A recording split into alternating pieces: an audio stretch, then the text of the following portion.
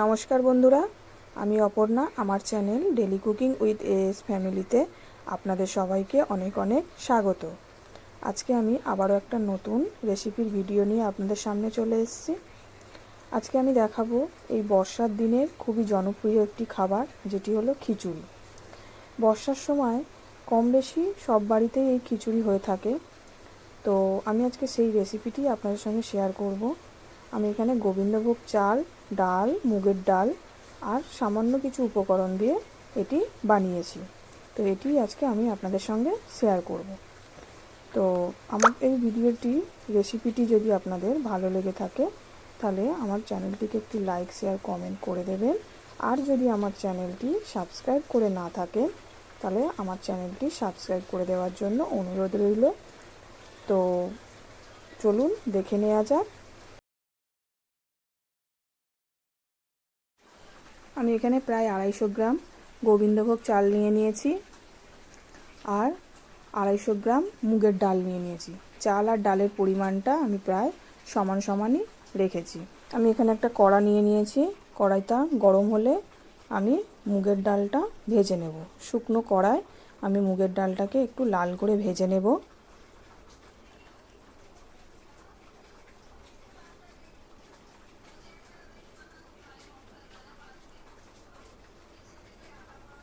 এভাবে ভালো করে নেড়ে চেড়ে মিডিয়াম টু লো ফ্লেমে আপনারা ডালটাকে ভেজে নেবেন।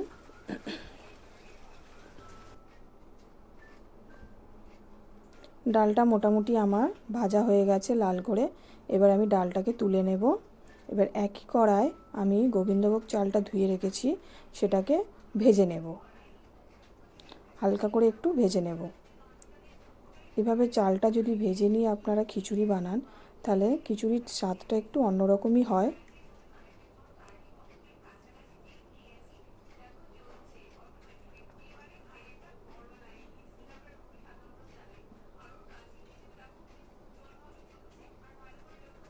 চালটাকেও আমি একই রকমভাবে নেড়ে চেড়ে মিডিয়াম টু লো ফ্লেমে ভেজে নেব কিছুক্ষণ, 3 থেকে 4 মিনিটের মতো।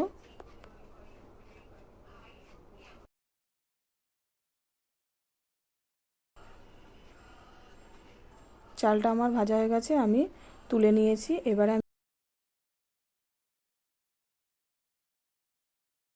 আমি এখানে প্রায় 1.5 লিটার পরিমাণ জল নিয়ে নিয়েছি, কারণ চাল আর ডাল মিলিয়ে আমি 500 গ্রাম নিয়েছি, সেই কারণে আমি এখানে জলটাও সেই পরিমাণে 1.5 লিটার নিয়েছি। জলটা গরম হয়ে গেলে আমি এর মধ্যে ডালটা দিয়ে সিদ্ধ করে নেব আগে।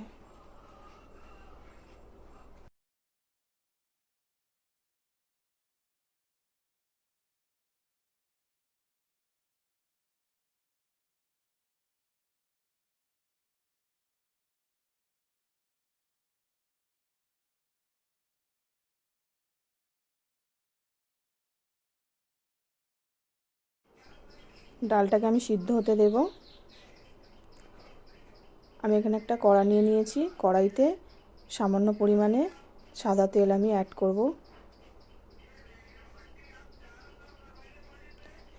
তেলটা গরম হয়ে এলে আমি এর মধ্যে ফোড়নের জন্য কিছু মশলা বানিয়ে নেব। ফোড়নের জন্য আমি এখানে 2টো গোটা কাঁচা লঙ্কা, 2টো শুকনো লঙ্কা আর 2টো দালচিনি, 2টো লবঙ্গ, 2টো এলাচ নিয়ে নিয়েছি। 1 টেবিল চামচ পরিমাণে জিরে গুঁড়ো নিয়েছি। 1 টেবিল চামচ পরিমাণে হলুদ গুঁড়ো নিয়ে নিয়েছি। হাফ টেবিল চামচ পরিমাণে গোটা জিরে, 1 টেবিল চামচ পরিমাণে চিনি আর স্বাদ মতো নুন আর 1 ইঞ্চি পরিমাণে আদাকে গ্রেট করে নিয়েছি। তেলটা গরম হয়ে এসছে। এবার আমি একে একে মশলাগুলো দেব। প্রথমে আমি গোটা গরম মশলাগুলো দিয়ে দিলাম আর গোটা জিরেটা দিয়ে দিলাম। এগুলোকে আমি নেড়ে চেড়ে একটু ভেজে নেব।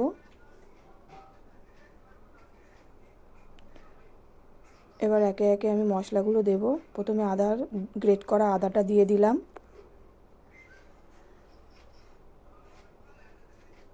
তারপর 2টো কাঁচা লঙ্কাকে আমি মাঝখান দিয়ে একটু ভেঙে দিয়ে দিলাম। এবার গুঁড়ো মশলাগুলো আমি একে একে সমস্ত কিছু দিয়ে দেবো। হলুদ গুঁড়ো, জিরে গুঁড়ো, নুন, চিনিটা আমি আমার স্বাদ মতো দিয়েছি। আপনারা চাইলে এর থেকে বেশিও দিতে পারেন, যে যেমন চিনি খান সেই অনুযায়ী। মিষ্টিটা নিজের ওপরে, মিষ্টি যে যেমন খেতে পছন্দ করেন সেই হিসাবেই দেবেন। আমি একটু কম মিষ্টি খেতে পছন্দ করি, সেই কারণে আমি 1 টেবিল চামচের মতো চিনিটা অ্যাড করেছি। এবার এগুলোকে সমস্ত কিছুকে আমি ভালো করে নেড়ে চেড়ে কষিয়ে নেব মশলাগুলোকে।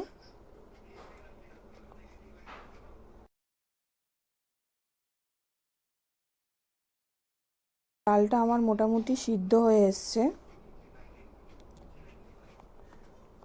এবার এখানে আমি একটা কড়ায় সামান্য তেল দিয়ে দেব।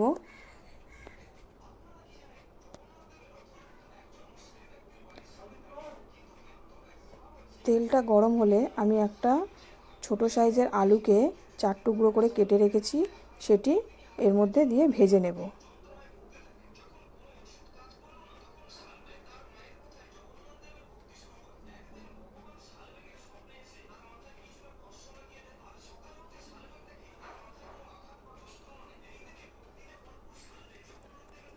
এই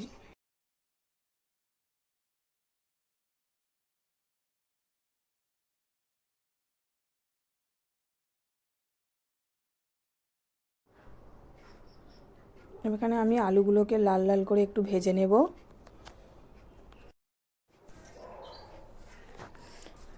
এখানে আমার ডালটা মোটামুটি সিদ্ধ হয়ে এসছে, তো আমি এর মধ্যে চালটাকে অ্যাড করে দেব।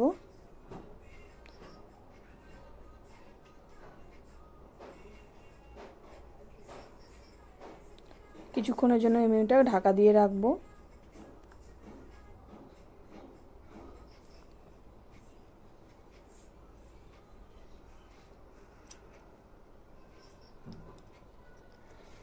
কিছুক্ষণ পরে চলে এসেছি, দেখুন চাল আর ডাল মোটামুটি ফুটে উঠেছে। এবার আমি আলুগুলো এর মধ্যে অ্যাড করে দেব, ভেজে রাখা আলুগুলো।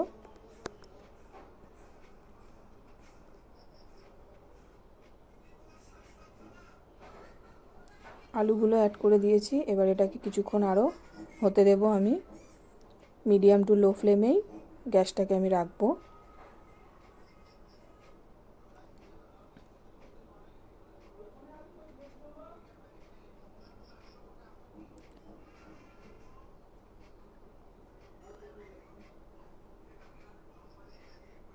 খিচুড়িটা আমার মোটামুটি হয়ে এসছে। আমি এর মধ্যে ভেজে রাখা মশলাটা ফোড়নে দিয়ে দেব।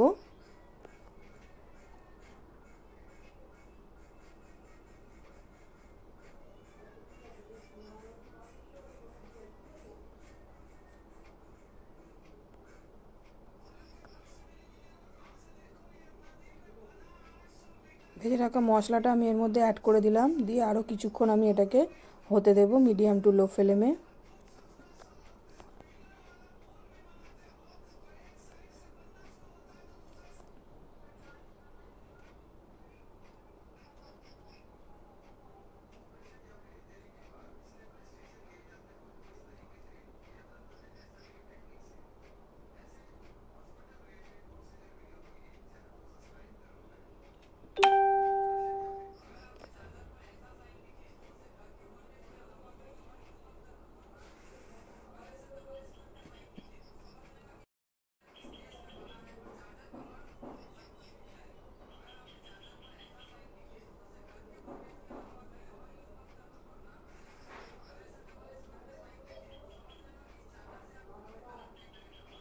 এইভাবে আমি হাতা দিয়ে বারবার এটিকে নেড়ে চেড়ে দেব, যাতে নিচে ধরে না যায়।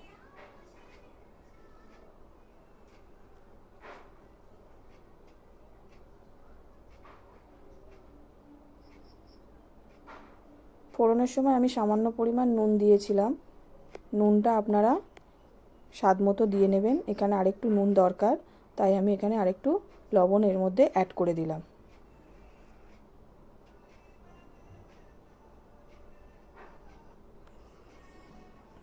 দিয়ে আবারও ভালো করে আমি এইভাবে নেড়ে চেড়ে নেব। নামানোর আগে আমি এর মধ্যে সামান্য পরিমাণে একটু ঘি অ্যাড করে দেব।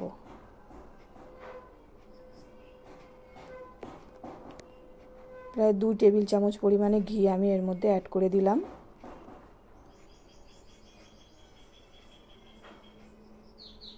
আবারও এটাকে আমি কিছুক্ষণ ফুটতে দেব।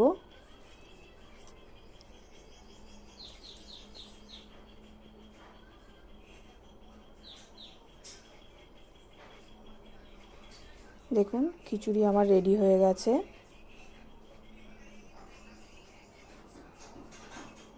এইভাবে খিচুড়ি বানিয়ে আপনারা বাড়িতে খুবই সামান্য উপকরণ দিয়ে করে দেখবেন, খুবই টেস্টি হয়। দেখুন আমার খিচুড়ি রেডি হয়ে গেছে গরম গরম খাওয়ার জন্য। এই রেসিপিটি যদি আপনাদের ভালো লেগে থাকে তাহলে একটা লাইক শেয়ার কমেন্ট করে দেবেন। আর যদি চ্যানেলটিতে সাবস্ক্রাইব করে না থাকেন তো চ্যানেলটি সাবস্ক্রাইব করে দেওয়ার জন্য অনুরোধ রইল। আমার ভিডিওটি সম্পূর্ণ দেখার জন্য আপনাদের অসংখ্য ধন্যবাদ।